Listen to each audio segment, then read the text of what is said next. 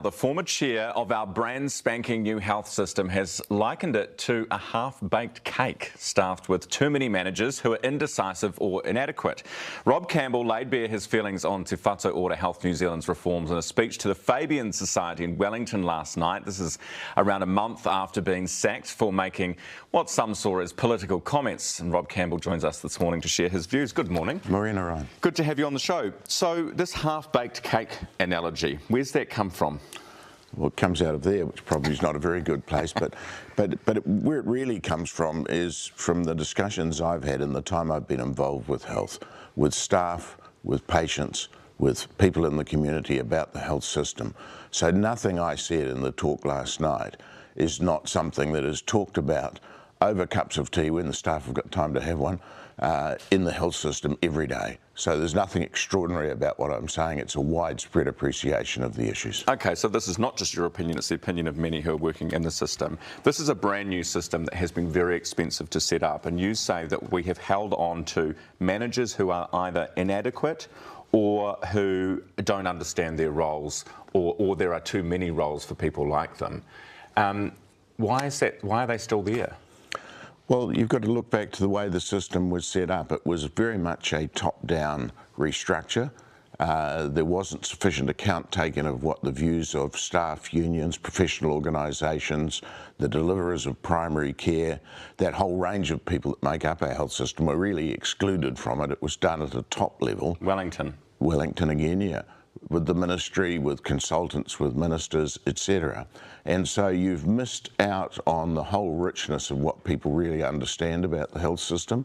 So it's no surprising it's missed a whole lot of things. So you're told, we want you to go and do this, and the aims of the Te Ora legislation are great. We want you to go and do this, but we want you to have the same people, the same contracts, the same accountabilities, the same commitments to capital expenditure, the same rules about how you run the organisation that you had before. Well, no proper targets? No proper targets, you name it. So there was always going to be a struggle, and then when the board and some senior management tried to effect more change to meet the needs, what we found was that a lot of those people were not just no help, they were actively blocking change. This is middle managers. Middle managers, ministry officials, there were plenty of people all over the place, not just people in the middle. Do you know what I find ironic about this speech that you have given is that it sort of reinforces all of the points that the National Party was making about Te Whatu Ora Health New Zealand from the very beginning, that it would be overly bureaucratic, it would be run and directed from Wellington, it wouldn't understand the needs of frontline clinicians and staff,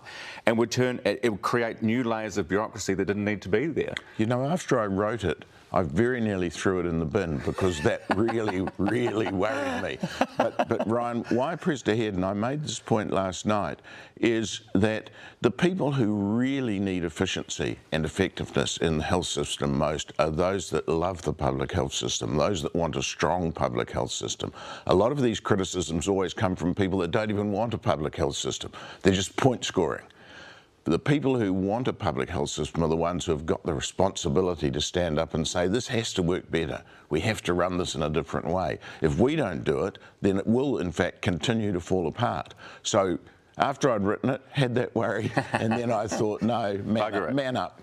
Because that's the truth. It is falling apart. Yeah, look, I think people get discouraged by the falling apart word, but I don't know anyone in the public health system who would not say that we are in crisis situation. Some politicians might not like that, but it is a crisis, and so you've got to respond as if it's a crisis, the same way you would with a cyclone or a tsunami or an earthquake or whatever. It's one of those big events. But are we any better off because we've made the change? Because, you know, we were sold this thing as a much needed reform of our health system. We had all the district health boards and blah, blah, blah. But are we actually, in terms of outcomes, going to be in a better position because we made the change? Or would we be better off just going back to what we had?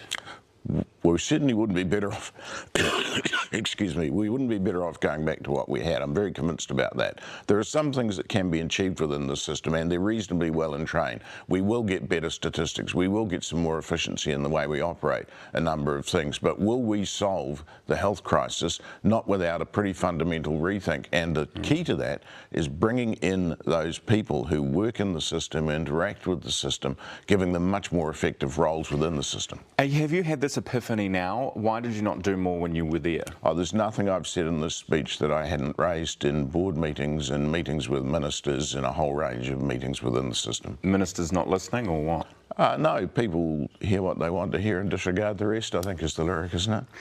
The Māori Health Authority, Te Whatu Ora, you have said is the creation of the Crown, not Māori. It should have had much more independence, money and power than it has. Its excellent leadership will make the best of what it can, but no one should think it is enough, good, or even good enough. So have we set ourselves up to fail here a little bit in terms of closing the gaps? I worry a lot about that. I think that Te Whatu Ora has been given a huge task. It is a Crown agency. It has a very clumsy set of relationships to work with. There was not enough account taken, for example, of the very strong role that whanaora organisations already play within health and other social services. Not enough account taken of the wide number of kaupapa Māori services that were already in action. And so you have this imposition of Te Whatu Ora, the iwi Māori partnership boards which are being developed, which in the long run I think will be very good, but in the short run they've simply created a high degree of confusion. And what Māori all over the country certainly were saying to me is, we know what we want to do, we know what we need to do, we just don't have the resources to do it. And so until Te Whatu Ora is given some more autonomy, is given some more direct accountability to Māori, and most importantly given more money, it's very, very hard for it to succeed no matter how good the people are. It's a bit depressing actually listening to all this. No, it's a message of hope. I mean, the point I made... Where's the hope? Well, the point I made the is... the same guys who set it up are still running it. So where's the hope that we're going to get anywhere? Well, the hope is that people will say, you know, what the staff have been telling us right throughout is right, what the board's been telling us right throughout is right.